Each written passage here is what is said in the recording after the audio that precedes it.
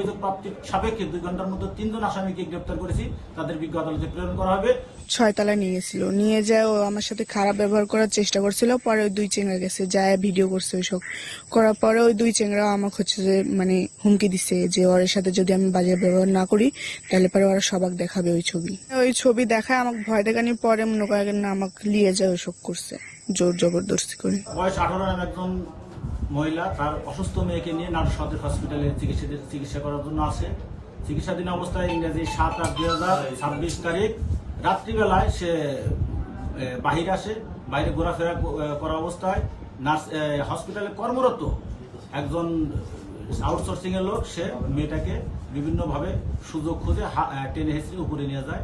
নিয়ে যাওয়ার পর তাকে 6 তলায় নিয়ে তাকে ধর্ষণ করে মর্মে সে ভিকটিম জানায়। পরবর্তীতে সে তার সহযোগী 2 জন আসামি তারা দূর থেকে তার দর্শনের ভিডিও করার চিত্র ধারণ করে বলে আমাদেরকে প্রাথমিকভাবে জানিয়েছেন। এবং এই বিষয়ে আমরা অভিযোগ প্রাপ্তির সাপেক্ষে 2 ঘন্টার মধ্যে 3 জন আসামিকে গ্রেপ্তার করেছি।